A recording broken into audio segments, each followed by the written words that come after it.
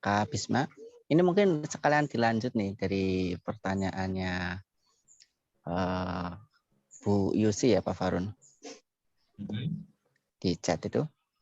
Pertanyaan lanjutan dari tadi yang Kak Bisma. Pertanyaan yang tadi, anak ditinggal oleh ayah dan ibunya dan tinggal dengan pembantu sejak kecil sampai sekarang sudah kuliah. Ayah seorang pejabat tinggi dan ibu harus ikut dengan ayahnya. Demikian Pak Farun. Hanya lewat video call saja. Mungkin bisa diklarifikasi lebih lanjut mengenai pernyataan dari Bunda Yusi Pak Farun. Ini yang mana Mas ya? Yang baru masuk chatnya. Oke. Anak ditinggal oleh ayah dan ibunya dan tinggal dengan pembantu sejak kecil sampai sekarang sudah kuliah. Ayah seorang pejabat tinggi dan ibu harus ikut dengan ayahnya. Oh, ini lanjutan yang atas ya. Berarti dalam konseling bersama anak yang tidak tahu tentang citra diri dan jenis kelaminnya sendiri, seperti menggambar dam, menyebut anonsiens. Harus juga ada ayah dan ibunya ya Pak Farun. Iya, ini lagi-lagi ini situasi sulit lagi ini ya dalam perkembangan anak. Apalagi jika yang tidak hadir secara fisik ya, kedua orang tuanya digantikan oleh uh, pembantu ya. Kalau kita bicara tentang keterikatan ya, baik anak itu bersama dengan orang tuanya atau tidak bersama dengan orang tuanya, dengan kata lain dengan pengasuh ya, dengan pembantu ini, anak tetap akan membentuk hubungan keterikatan. Sehingga mungkin saja ya pembantu ini ya yang menjadi pengasuhnya akan menjadi basis aman untuk dia. Karena basis aman itu memang yang paling dibutuhkan pertama kali. Ya, usia 0 sampai 8 bulan. Basis aman memang yang paling dibutuhkan. Tapi selanjutnya adalah basis eksplorasi. Nah, ini saya membayangkan gitu ya. Ada seorang pembantu yang dia merawat seorang anak dari pejabat gitu ya, dari orang besar lah katakanlah. Saya tidak cukup yakin bahwa pembantu ini bisa memfasilitasi eksplorasi sang anak. Ya. Pasti ada banyak kekhawatiran gitu ya, takut kalau nanti anaknya lari-lari terus jatuh itu nanti yang kena marah dia mungkin. Sehingga saya membayangkan bahwa dia akan menjadi sangat posesif. Ya, posesif dalam pengertian itu tadi ya, karena dia takut, dia khawatir kalau terjadi apa-apa. Sehingga sangat membatasi eksplorasi sang anak. Kemudian juga ini akan menjadi masalah ketika misalnya, ya, karena bagaimanapun akhirnya hubungan orang tua dengan pembantu ini kan hubungan apa? eh, Pekerja dan majikan ya, yang artinya ada hubungan hubungan katakanlah profesional lah ya. Anda dibayar untuk melakukan pekerjaan tersebut, yang otomatis juga terbuka untuk hubungan kerja itu diakhiri. Ya. Nah ini saya membayangkan akan sangat sulit untuk sang anak, ya. Karena artinya sang anak akan seperti dilepaskan gitu ya, akan seperti dicabut atau mungkin orang tuanya diganti, figur keterikatannya akan diganti. Nah ini tentu juga bukan menjadi pengalaman yang mudah akhirnya untuk sang anak.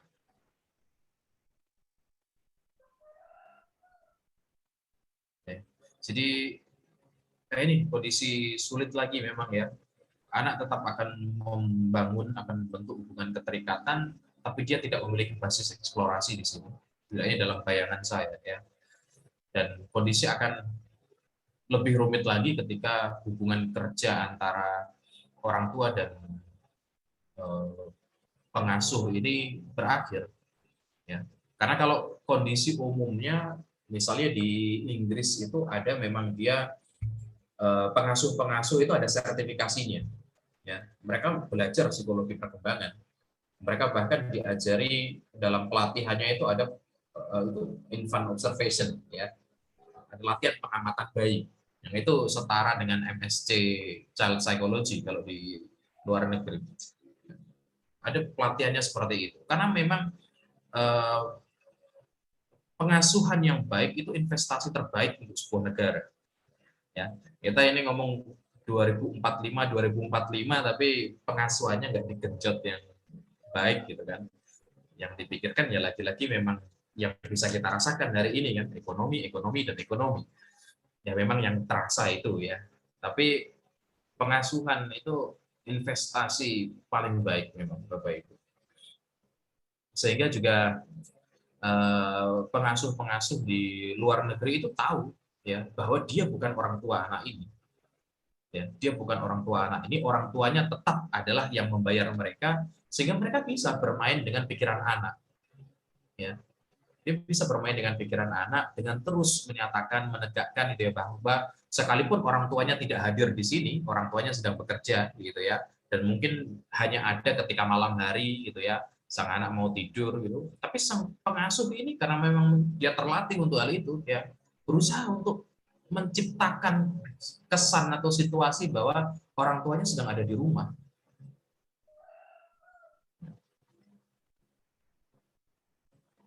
Nah ini apakah pembantu ini ya bisa memunculkan iklim semacam itu atau tidak juga kita masih belum tahu. Tapi kurang lebih kondisinya seperti itu, Bu Yusi ya. Baik, bagaimana Bu Yusi, ada tanggapan? Iya, terima kasih Pak Fahrun. Mungkin nanti kita gali lagi kembali ya ke pembantunya apakah berganti-ganti, tapi sepertinya pembantunya tetap. Cuma mungkin kekhawatiran pembantunya sangat tinggi sehingga si anak sampai sekarang nggak tahu. Si anak perempuan, tapi dia tidak jelas bahwa dia tuh perempuan atau laki-laki, tapi berpakaian seperti laki-laki. Kuliahnya di Universitas Ternama di Bandung dan kondisi kemarin hampir bunuh diri Pak Fahrun. Tapi sudah sedang di terapi. Nanti tetap diinikan kembali. Terima kasih Pak Fahrun pencerahannya. Sama Bu Yusi. Semoga Baik. bisa ada jalan keluarnya ya, solusinya. Nah, begitu Bu Yusi. Karena kita waktunya terbatas ya, sekarang sudah jam 16.11 atau jam 4:11 ya. Mungkin kita sampai paling lama mungkin 16.30 ya Pak Farun. Ini sudah ada pertanyaan masuk lagi, tapi ini ada juga yang sudah open voice ya. Kak Mariana, apakah Kak Mariana mau bertanya? Oh. Berarti ke pertanyaan yang masuk ya. Ini. Mungkin ini dua pertanyaan terakhir berarti Pak Farun ya. Dari Mbak Pipit Jakarta nih sama Mas Adrian. Dari Mbak Pipit dulu ini. Pada proses idealisasi ayah dengan ayah secara fisik tidak ada bisa dibangun melalui cerita atau dongeng. Bagaimana jika ayahnya ada secara fisik namun tidak hadir secara pengasuhan dan malah menyakiti ibunya, dalam hal ini adalah KDRT terus-menerus, lalu ibu membangun cerita yang baik kepada anaknya tentang ayahnya, padahal kenyataannya tidak. Apa yang mungkin terjadi pada diri anak dalam situasi yang demikian, Pak Farun? Jika dalam situasi pengasuhan itu anak merasa bahwa ayahnya itu dia alami sebagai objek yang baik atau objek yang netral atau pada dasarnya tidak dinilai sebagai atau tidak dialami sebagai orang yang jahat gitu ya, sebagai orang yang menyakitinya, dengan narasi yang dibangun oleh ibunya sangat mungkin untuk anak memiliki pandangan yang positif tentang ayah, pandangan ideal tentang anak, tentang ayah.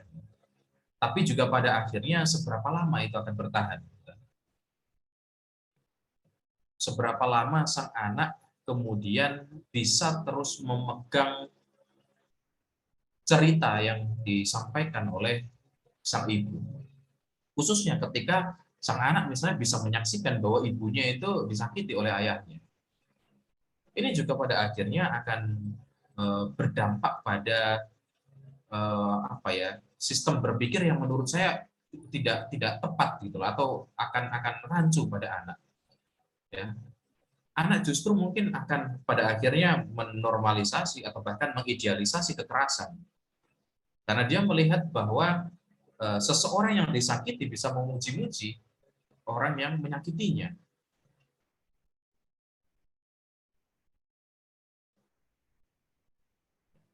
Jadi saya kira untuk dalam pengasuhan ini kita juga perlu untuk menjadi genuine ya.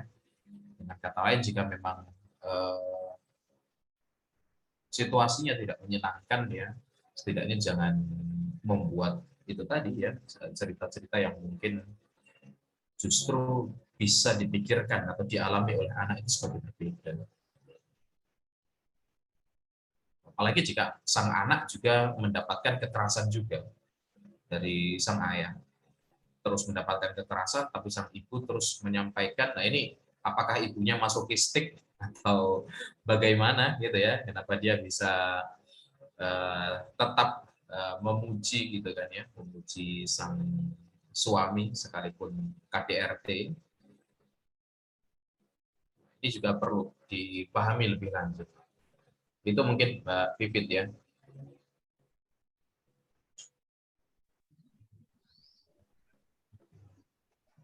Oke, terima kasih penjelasannya, kata Mbak Pipik. Satu pertanyaan terakhir ya dari Mas Adrian. Ini intinya dari pertanyaan Mas Adrian bahwa ada nggak atau saran yang terbaik untuk bapak-bapak zaman now dan bapak-bapak zaman old. Seperti itu. Ya, saran ya. Yang pertama mungkin saya hanya bisa menyampaikan pada mulanya simpati gitu ya. Karena saya juga bapak-bapak ya. Saya bisa menyampaikan simpati bahwa ada banyak tuntutan yang harus kita tanggung ya sebagai seorang bapak ya. Ada banyak peran yang harus kita ambil, peran yang harus kita jalankan, dan itu kadang tidak menyenangkan, kadang membuat frustrasi ya, kadang juga melelahkan, kadang sangat melelahkan.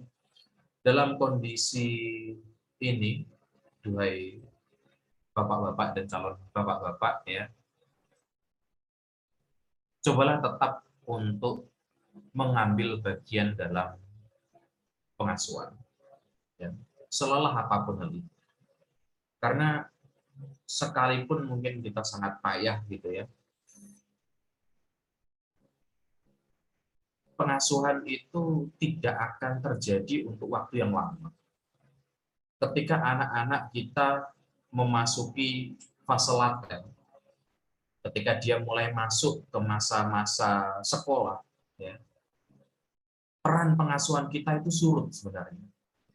Bahkan kalau kita meninjau teorinya Peter Bloss dalam perkembangan remaja, remaja itu tumbuh untuk sebenarnya mengakhiri orang tua dan tumbuh menjadi pribadi ya, menjadi individu sendiri, tidak lagi terikat dengan orang tuanya, apalagi ketika dia mulai dewasa. Sekalipun mungkin masih tetap tinggal bersama gitu ya, tapi mulai melihat tuh anak remaja mulai bantah orang tuanya itu kan, itu sebenarnya tanda-tanda yang ada positifnya loh ya. Membantah orang tua itu bukan, anak remaja membantah orang tuanya itu bukan berarti tanda dia bandel gitu ya. Justru khawatirlah kalau anak kalian remaja apalagi sudah dewasa tapi masih manut terus sama orang tua. Ya, waspadai hal itu. Jangan-jangan dia nggak punya kehidupan sendiri, tidak punya pemikiran sendiri. Itu nanti kalau kita meninggal, orang tuanya meninggal, terus mau gimana? Jadi bersyukur kalau nanti anak-anak tumbuh besar dan mulai berani membantah orang tua.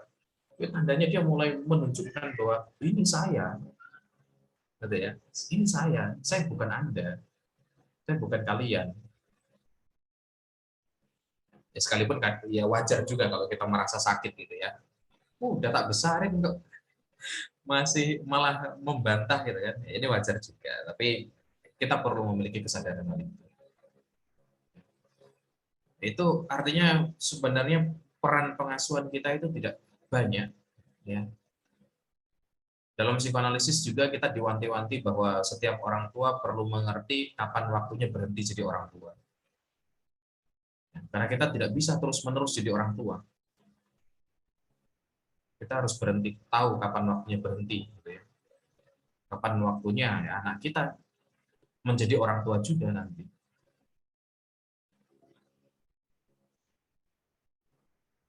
Jadi ya waktu yang tidak panjang itu ya, coba untuk kita manfaatkan sebaik mungkin.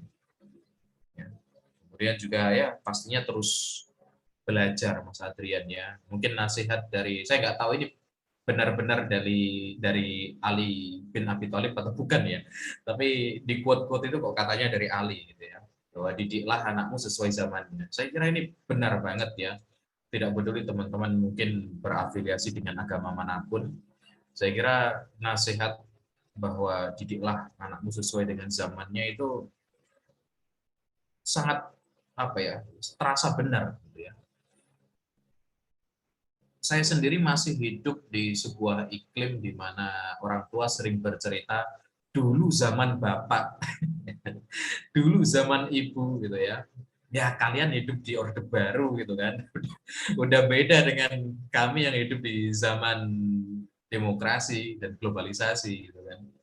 Apalagi nanti ya anak-anak kita akan hidup di dunia di mana digitalisasi itu sangat kuat gitu kan. Hari ini melarang anak untuk jangan main HP terus itu sudah tidak relevan. Apalagi kalau misalnya seorang eh, suami gitu ya, marah istri saya main HP terus, saya pulang kerja bukannya disapa tapi dia main HP terus. Tapi ternyata sang istri kerjanya all shop gitu kan.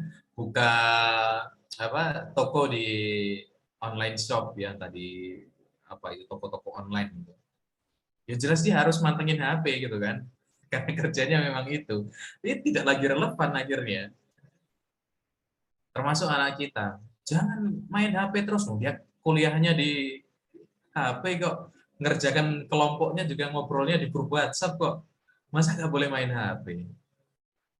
Ya, udah beda lagi akhirnya dunia ini. Kita harus mengikuti hal itu juga. Saya yakin Mas Adrian melek teknologi ya. Ini kita masih belum tahu ini ke depan metaverse benar masih merugi ya. Tapi kita kan mungkin saja di dunia mendatang itu ada realitas baru ya di realitas kita hari ini. Ini kita juga perlu update gitu ya. Juga perlu terus belajar mengikuti perkembangan zaman agar kita tahu zaman di mana anak kita hidup. Mungkin itu Mas Adrian ya. Terima kasih. Saya juga mewakili Mas Adrian sebagai calon bapak. Siap dengan saran dan nasihatnya lah. Baik, Bapak Ibu sekalian, karena ini sudah jam berapa ini? 4.22 ya.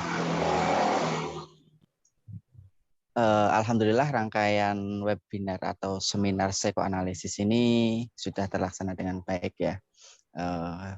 Saya ucapkan terima kasih kepada Pak Fakhrun sebagai pemateri, sebagai guru kita dalam hal ini dalam psikoanalisis ya, sudah mempersamai terus belajar, terus menebarkan ilmunya tentang bagaimana manusia dan apa itu manusia dan sebagainya. Saya ucapkan terima kasih banyak Pak Fakhrun sudah mau berbagi bersama kami. Dan juga tentunya kepada Bapak Ibu yang sudah hadir, teman-teman sekalian yang sudah antusias, yang sudah berjam-jam di depan layar. Saya ucapkan terima kasih sekali untuk antusiasnya dan sudah menemani dan meramaikan diskusi pada hari ini ya. Dan akhirnya saya Suripto sebagai moderator. Apabila ada kata-kata yang kurang berkenan, saya mohon maaf dan kita akan bertemu lagi di bulan depan tanggal 22 Desember ya, Hari Ibu, tepatnya hari Kamis, dengan tema peran ibu dalam perkembangan anak. Demikian acara webinar pada sore hari ini. Saya Suripto Bila taufiq wal hidayah. Assalamualaikum warahmatullahi wabarakatuh. Terima kasih teman-teman. Terima kasih semuanya.